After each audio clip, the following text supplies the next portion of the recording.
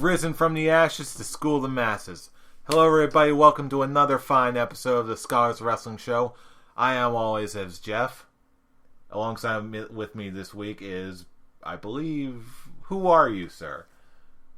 My name is Freddy Krueger. Other words, this is Scholar Brian. Happy Halloween, everybody. Happy Halloween. Happy Halloween. Hope you don't get killed. We're recording this on Halloween, but you're probably going to see this on maybe sometime Halloween weekend, if you can even call it that. But in any case, happy Halloween. Hope you got a lot of candy. If not, go to your local supermarket or whatever and get discounted candy. It's what I'm going to do. By the time this episode goes up, there's going to be discounted Halloween and candy all over the place. Go get you some. And hope that it doesn't make you explode.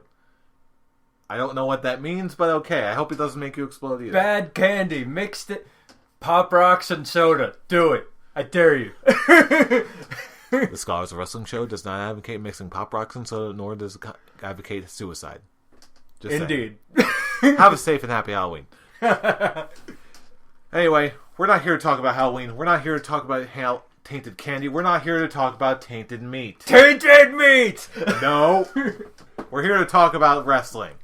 Wrestling and only wrestling. This is the Scholars Wrestling Show. All right. We good? I got the tainted meat out. Okay. Okay, we're good. Let's move on. You got the tainted meat out? Okay. The battle cry of our generation has been said. Let's move on. I weep for the future. In any case, let's do what the masses demand. Let's go into a little bit of backstage news. Backstage news! And when I mean backstage news, I mean literally a little bit of backstage news. Little bit. Well, first off, I believe we mentioned not too long ago that supposedly the tentative theme song of Kevin Steen was just titled Kevin Steen, supposedly indicating that was going to be his WWE name. Yeah, not so much. Yeah, supposedly, according to reports, Kevin Steen's name, according to recent copyright filings, is going to be Kevin Owens. I don't know. That going from Kill Steen Kill to Fight Steen Fight to Fight Steen Fight to Fight Owens. Okay, well, it boggles the mind.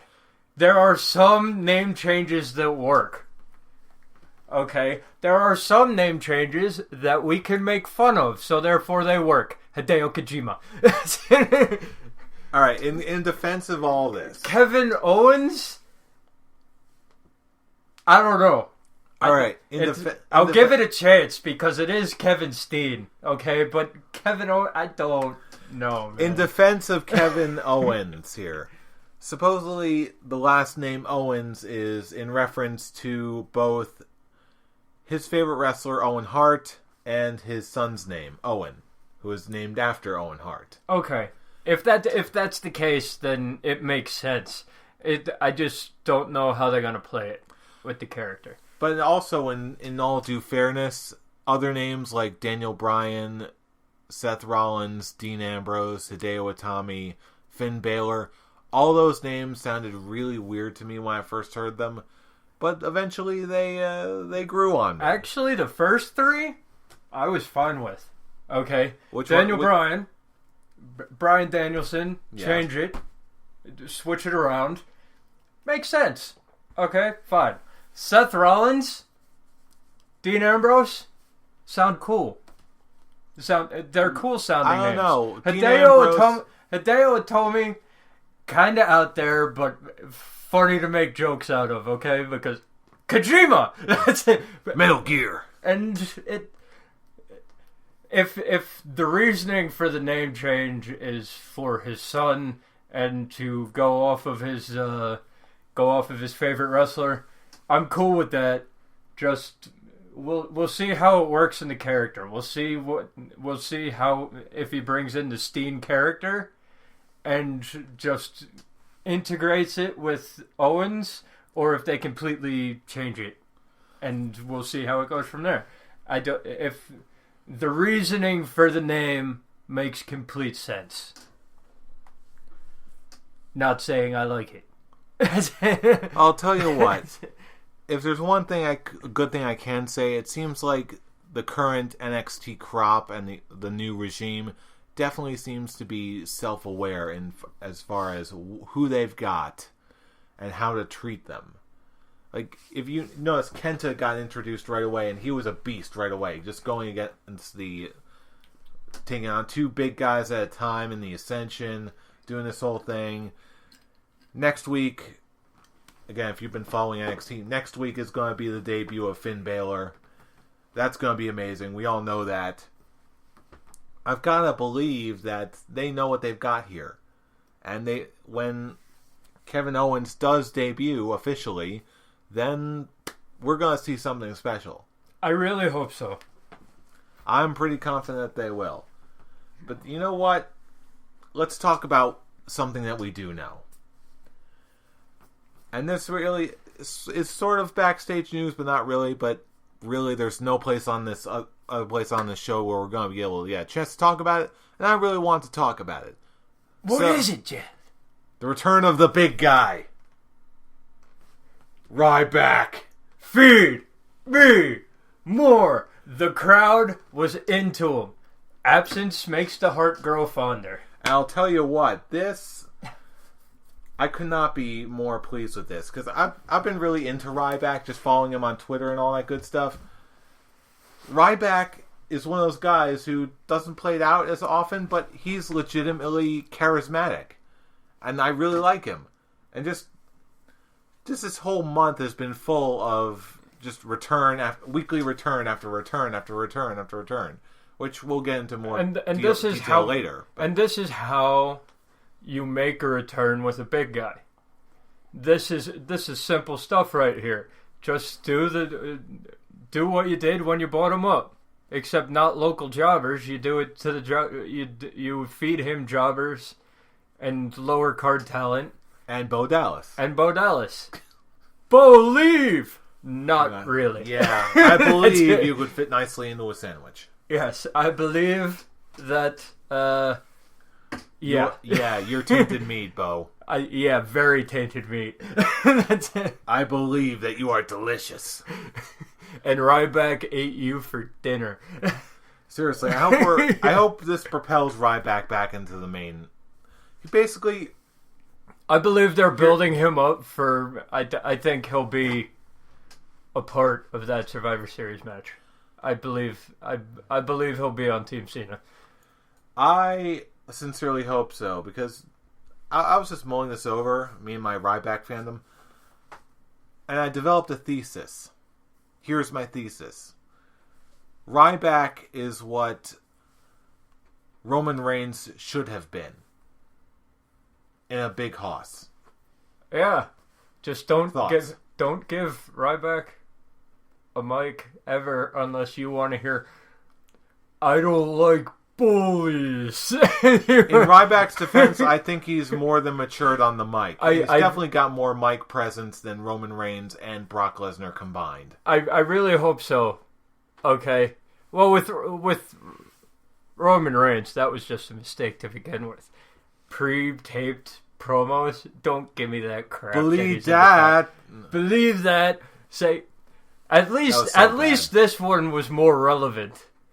At least this this pre-taped promo, he's live via satellite like his cousin, and it's at least this one was like on point.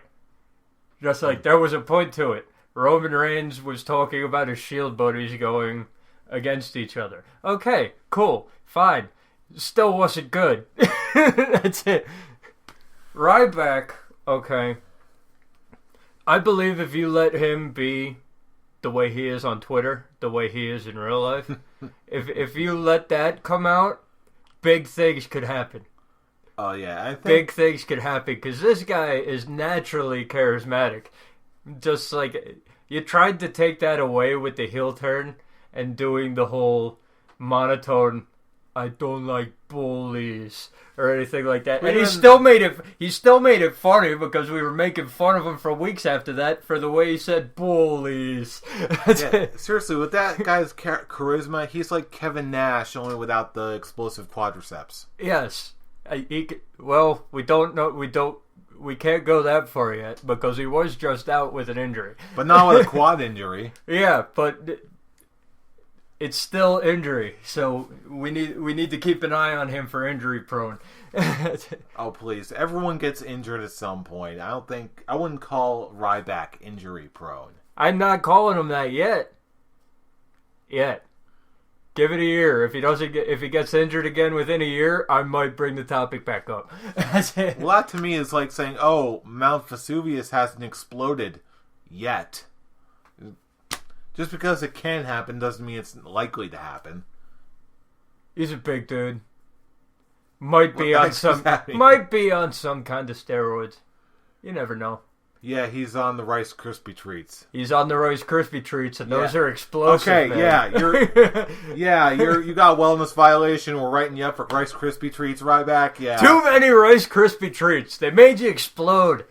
And now your insides are on your outside. Okay, before I start quoting SpongeBob SquarePants, let's just get to the main event of this whole thing. Let's review Hell in a Cell. I personally really, really like this pay-per-view. This was surprisingly good. It was a little unexpected, a little different, but I thought there was a lot to like at this pay-per-view. Unfortunately, it did not really start with the kickoff match in Mark Henry versus Bo Dallas. Do we even call this a match? Really? It was Squash City. It was a somewhat athletic contest where things happened. Mark Henry saw a little dog and ate it. That's what he did. Yep, Bo leave. Yep. Squish. Yeah. It was just... And then Bo Dallas decided to talk. And, you know what bears do to yapping dogs. They eat them. They eat them. And Mark Henry went back in for the kill. This wasn't even a match. It was 30 seconds of Bo Dallas just getting annihilated. Oh, Bo Dallas, you sure do have a job. You have a job, all right. And you sure did one, too. You did a good one. You did do. But anyway, we kicked off the pay-per-view proper. Moving on to, let's see what we got here. We have an Intercontinental Championship match. 2 out of 3 falls. Dolph Ziggler versus Cesaro. I expected this to be one of the matches of the night. We were watching this at the same time, same place together. Yes, indeedy. And at the time, I didn't know about the backstage heat that Cesaro had going on because he pulled a CM Punk and talked. Yeah, I didn't see that either. And said some dumb stuff, apparently. Okay? So, as we're watching this match, and at the end of it, when Dolph Ziggler just takes 2 straight falls and it's like, game over, whatever, we were kind of like, what? What happened? I think I just got up to get a slice of pizza or some wings at something, and then I was just barely sitting down and getting comfortable, and all of a sudden the match was over. I'm like, did it 2-0? Did that just happen? What? Confusion? What? But then the news came in on Tuesday or Wednesday, either one of those days, that Cesaro had done a CM Punk, did a CM Punk and a Dolph Ziggler, said some things in an interview that the WWE doesn't like, and because he doesn't have the presence that CM Punk had back in the day, where CM Punk could pretty much say anything he wanted to, he loses the match 2 falls to nothing. During the match itself was great. The actual wrestling was great. There. Was great, which is what you would expect from a match with Dolph Ziggler and Cesaro. It was just a little surprising I said that Dolph Ziggler would win, but I did expect it to go to the third fall. I think we all did, really. But now, with everything coming out, it makes sense. And I feel good in giving it a 3 out of 5. A goatee. Classic goatee. Classic goatee rating. Yeah, unfortunately, as good as this match was, I don't feel comfortable giving it anything above a 2 out of 5.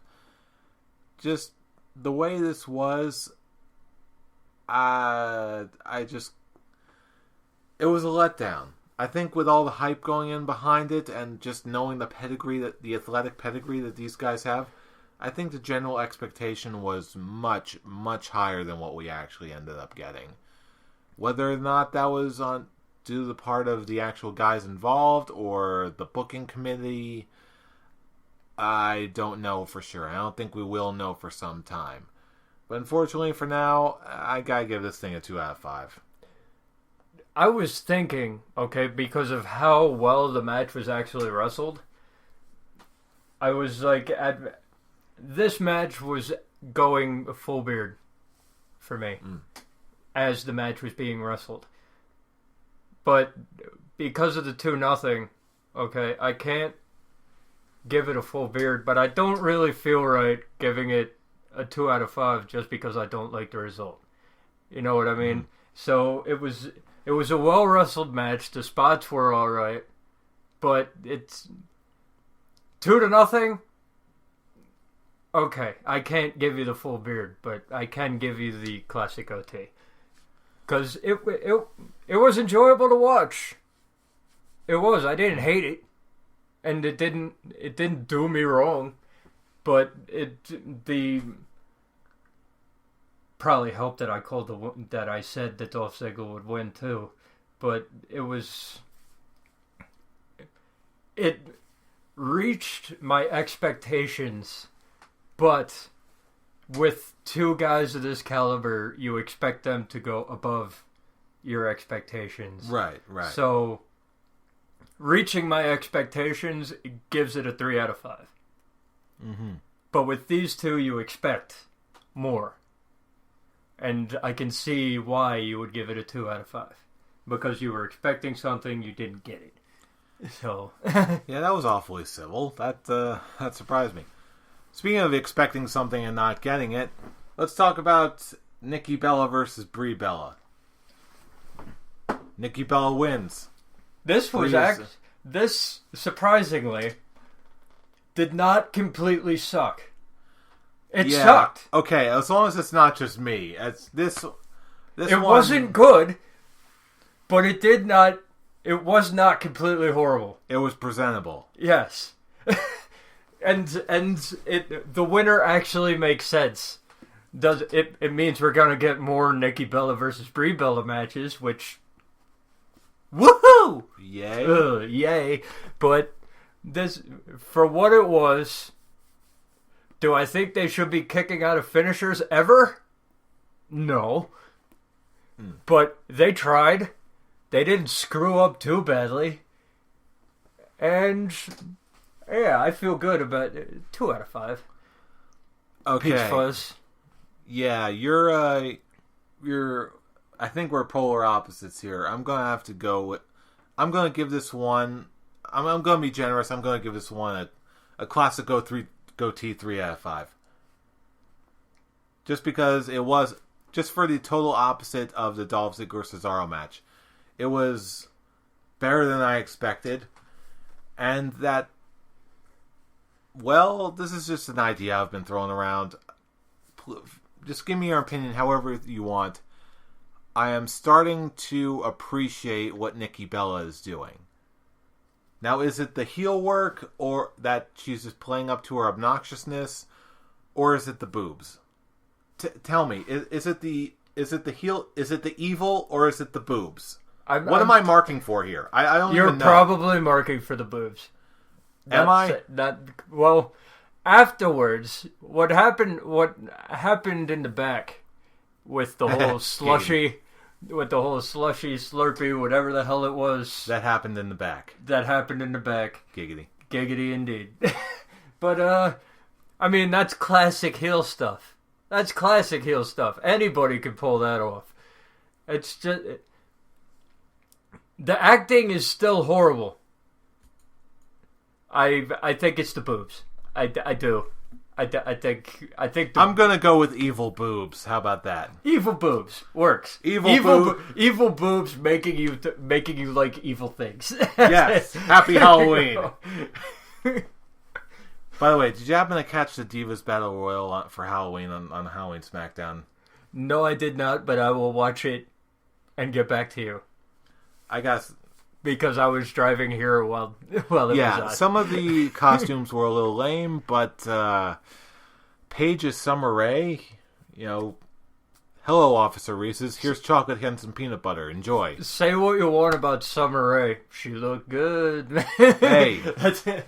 I have always been an advocate of Summer Rae, unlike some of my scholarly compatriots. I'm always an advocate of good legs. Okay, that's it. That's it. Okay, but still, one of these days I'm going to get an answer to my question. Summer Rae, all natural or hair extensions?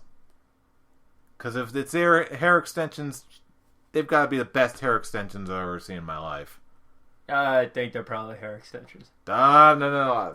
I want to believe they're real. I want to believe. You want to believe many things are real, like evil boobs. That's it. No. Please, evil boobs are always kayfabed. Please. Okay. But see, at least with Nikki Bella, we've seen the before and after. We know when we're being kayfabed when we are. Yeah.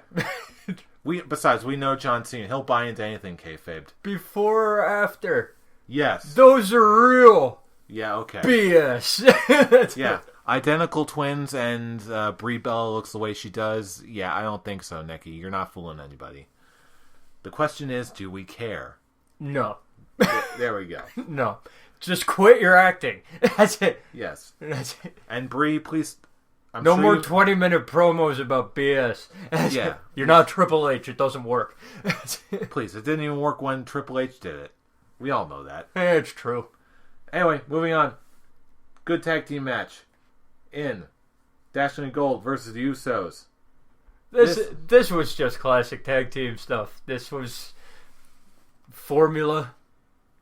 Yes, indeed. Road formula. The heels go over by doing something behind the ref's back. Normal stuff. Well wrestled. Classic OT. I do believe we need to move on to new challengers now. Though we need a new storyline. We need to get the tag team titles up as much as we can in the esteem of the WWE. Maybe the returning Wyatt family. Could be, but I doubt it because I'm allergic they're heels. to similarity. I'm allergic to heels facing heels, so probably not. But yeah, I don't know if Harper and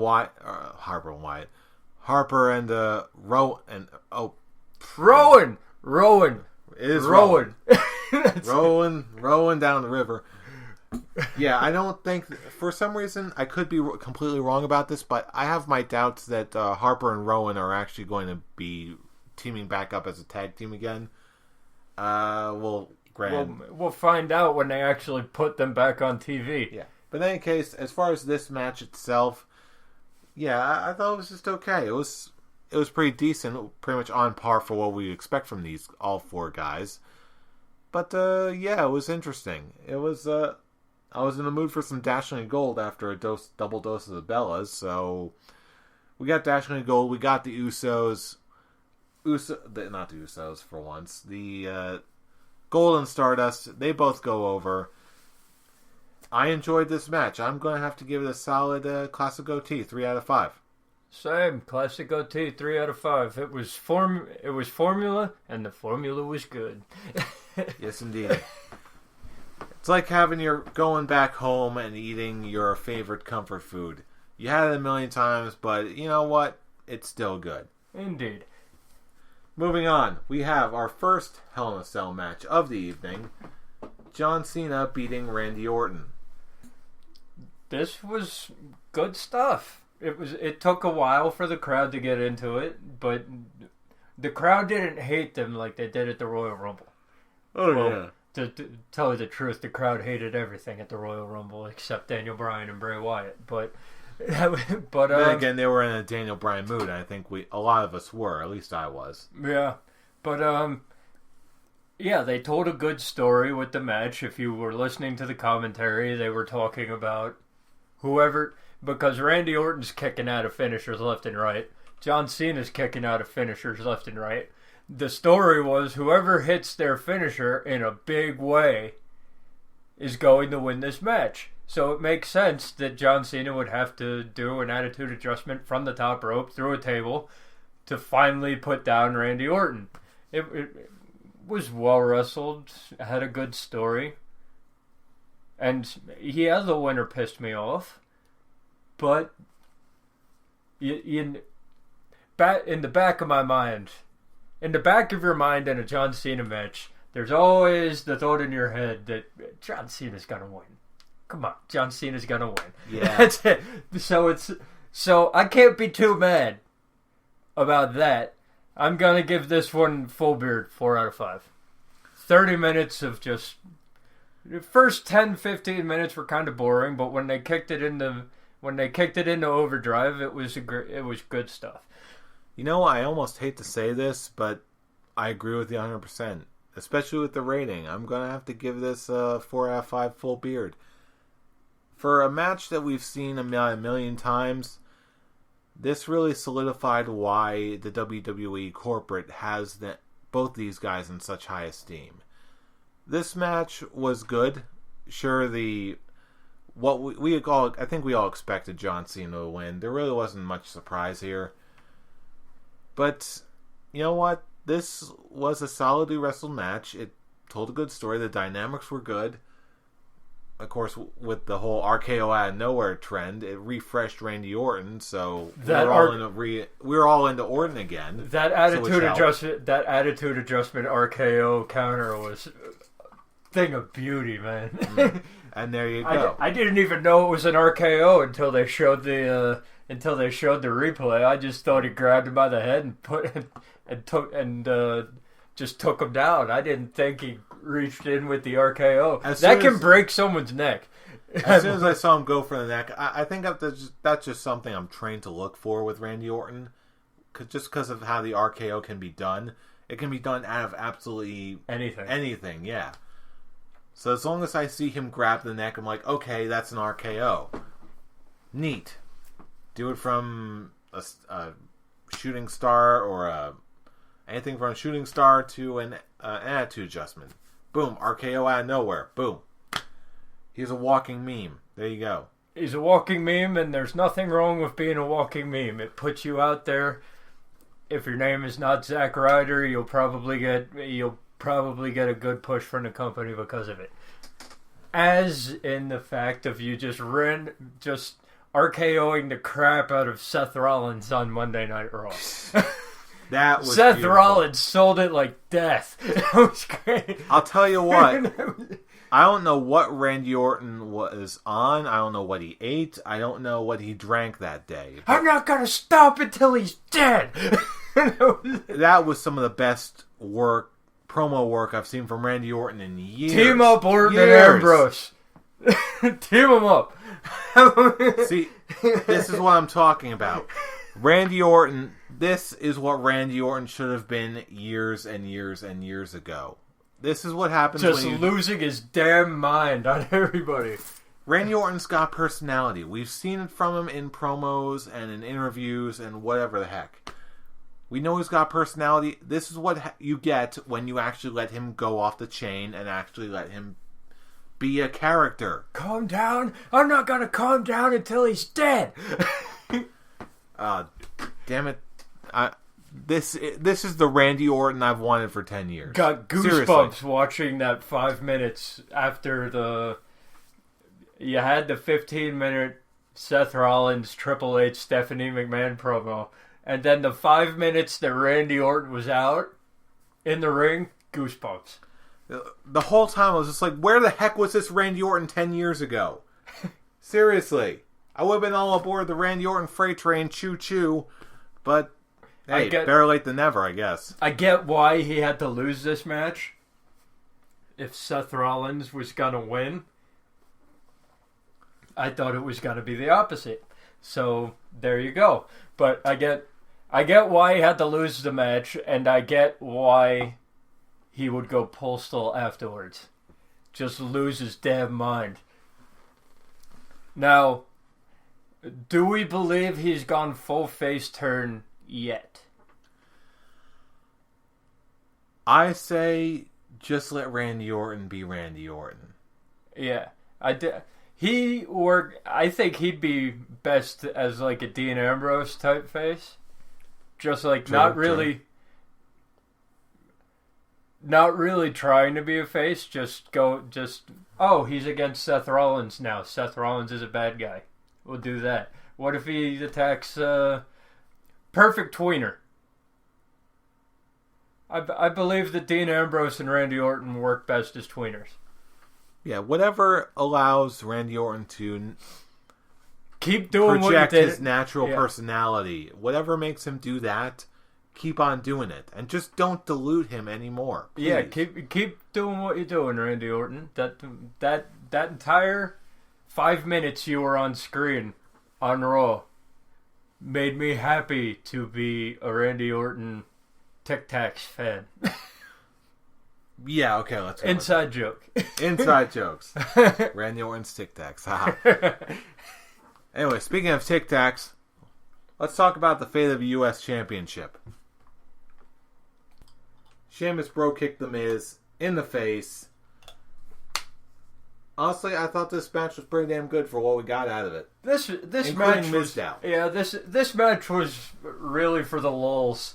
If you think about it, the LOLs. This match was more for the... We're on the interwebs. I think all of our audience knows what the lulz are. Well, are you saying our fans are stupid? Yes! Are you saying we're dumb? I'm saying they're failure turtles.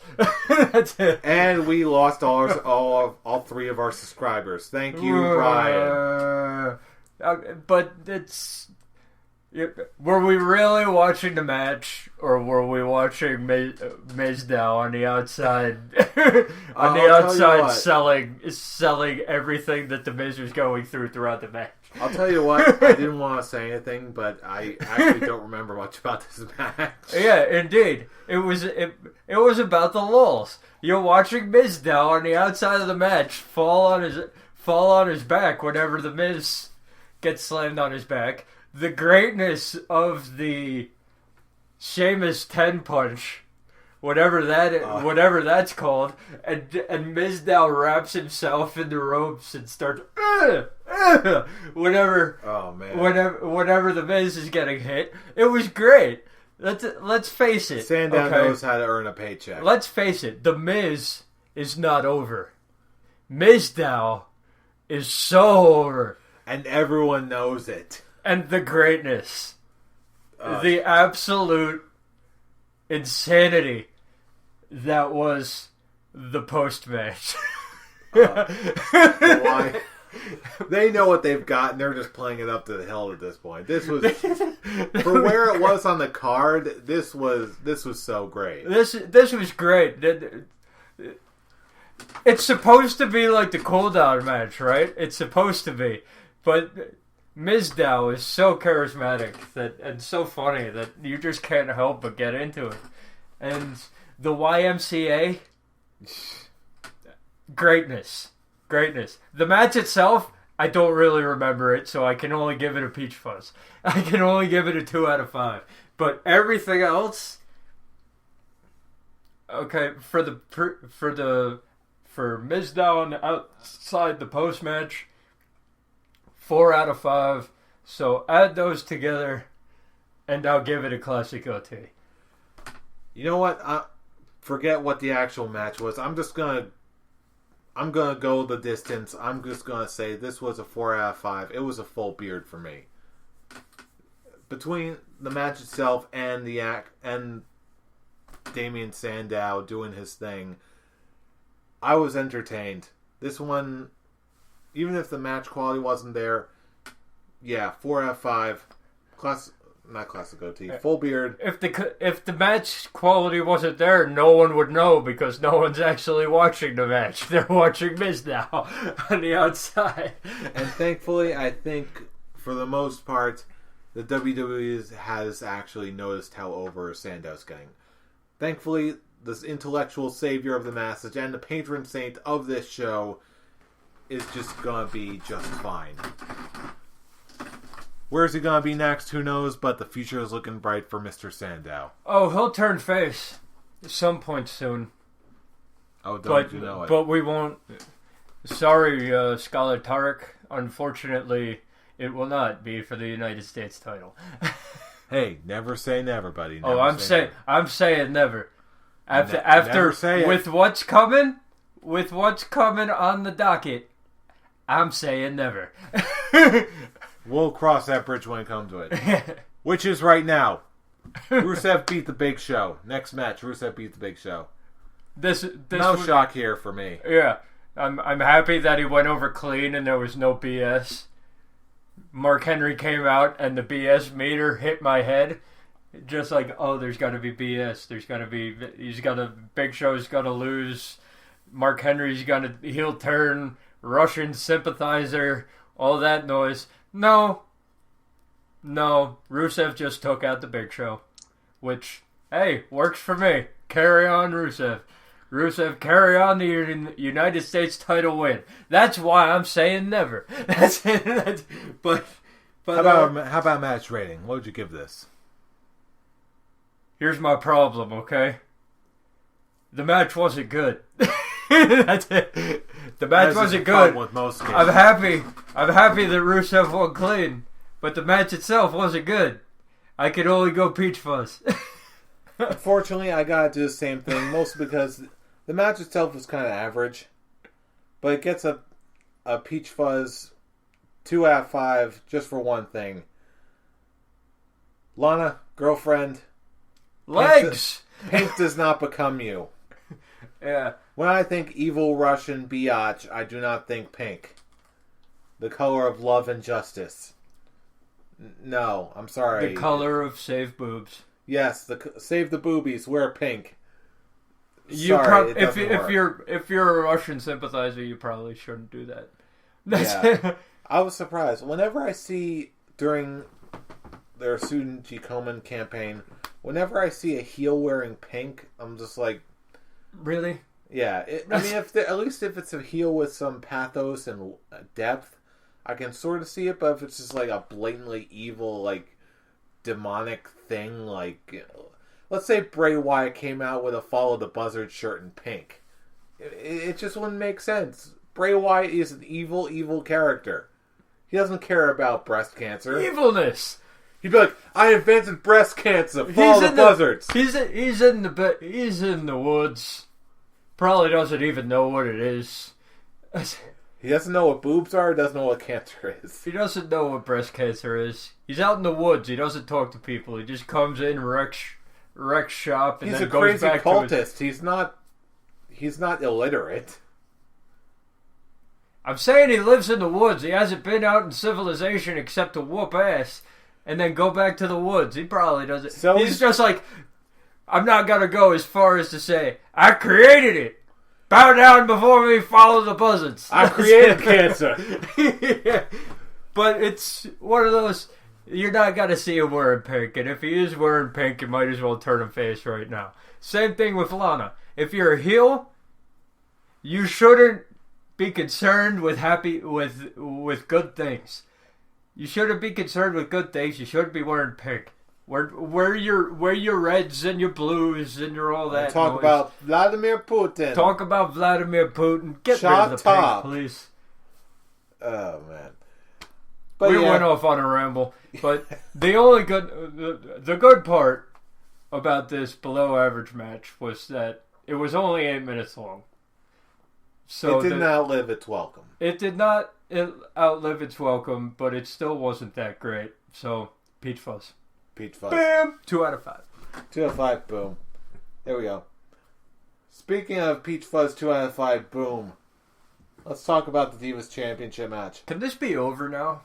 please. As much as I love Paige and AJ going at it, okay, 4 months, 5 months, a little too long.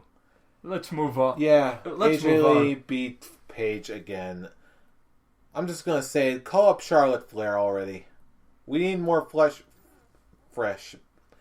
Freudian slip, thank you. We need more flesh. Yes. Yes, we do. Hi-yo. Bring back the attitude era. Thumbs up if you agree. No, in all seriousness, bring back Charlotte Flair. We need more fresh blood in this Divas division. With all the big names going Total Divas, we need more people for AJ to face. We need more of a playing field. We don't need the female John Cena. That's the last thing we need. It got to the point, okay, the crowd just didn't care about this match. It didn't care at all, which makes me not care at all. And this is AJ and Paige we're talking about. And that's sad. I care a lot, but I didn't care about this match at all. Yeah, So, I think it's more appropriate to say I wanted to care, but I was not given much to care about. It was the same thing we saw with John Cena versus Randy Orton, but we also haven't. There was also some breathing room between the last John Cena Randy Orton match. They at least had that going, and it was in a Hell in a Cell, which we hadn't seen in a good long while. It was the same. It just seemed like the same thing we had seen time and time again. Again, I want to like both these ladies. On paper, AJ and Paige are my jam, but it's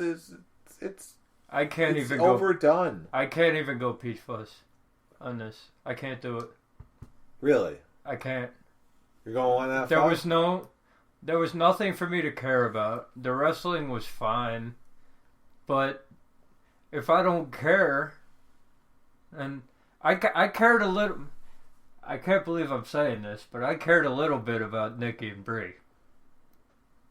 Hey, you know what? And the evil boobs are seducing you too. And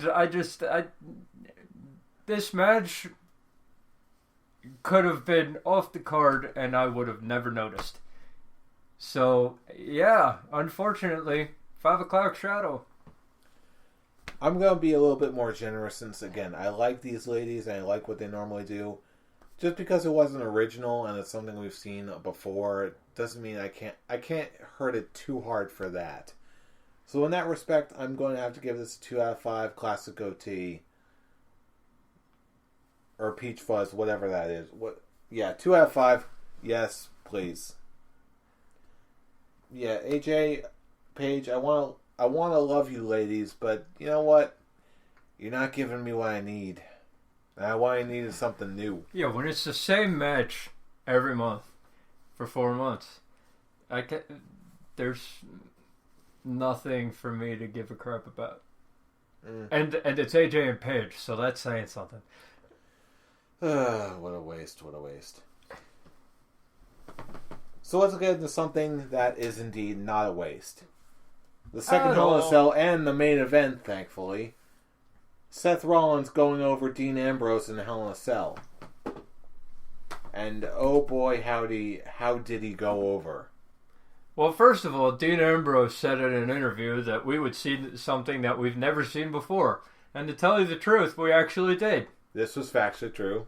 Yes. We have never seen 2 people go through 2 tables at the same time falling off of a cell.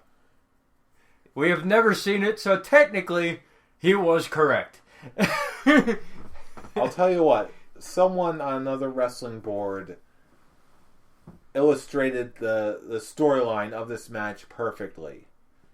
I gotta give credit to Super Blizzard on Woo for this. This Super Blizzard, you are the man. I'm just gonna say that. Great music, great everything. Boom. He put it this way. If you remember at the beginning of the match, Dean Ambrose just screamed like, "Oh, we're all gonna die tonight." Like, okay, that was a cool line. So right at the top of the match, they go on top of the cell. They start fight. You know, they bite, they fight. The Itchy and Scratchy show. They start to climb down. They basically replicate in a safer way Undertaker, Foley. They both fall off, go through tables. They get stretchered up. They, for all intents and purposes, are, quote-unquote, dead. They are now in hell. They both get up off their stretchers. They go back in the cage, and they're locked in. Boom, they're in hell. They start fighting. Dean Ambrose just wails on Seth Rollins. He makes him go through all the tortures and evils that he's done. He makes him pay for all his sins. From everything from the chair shot that spelled the betrayal of the Shield to messing with the cinder blocks that Seth Rollins put his head through, all those evils. And then while they're brawling, right before he's about to finish him off, in hell, Bray Wyatt is disturbed. Bray Wyatt emerges from hell and totally destroys Dean Ambrose. Dean Ambrose was waiting for Seth Rollins and Dean Ambrose in hell. I didn't even think about that. That's actually good stuff. And it's for that reason and that narrative, and just I know a lot of people were not satisfied with this match just because you were expecting a solid, clean finish. But you know what?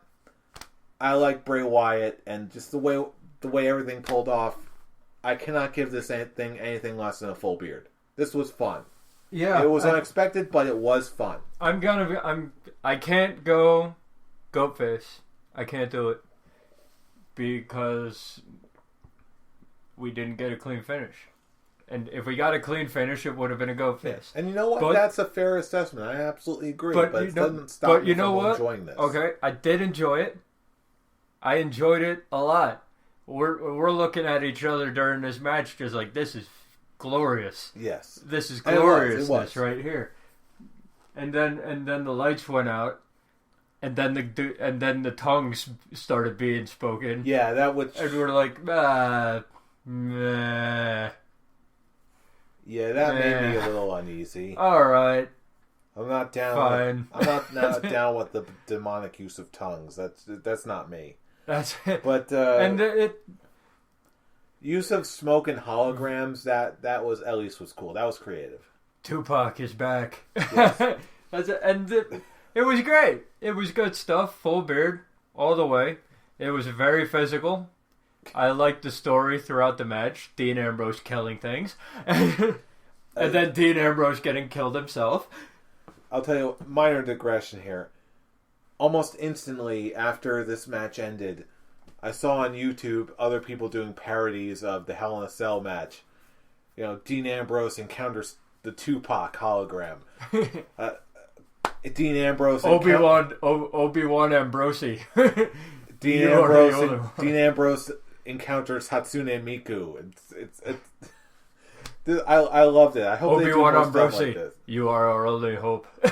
Follow the buzzards. Bam, clothesline. Yeah, it was good.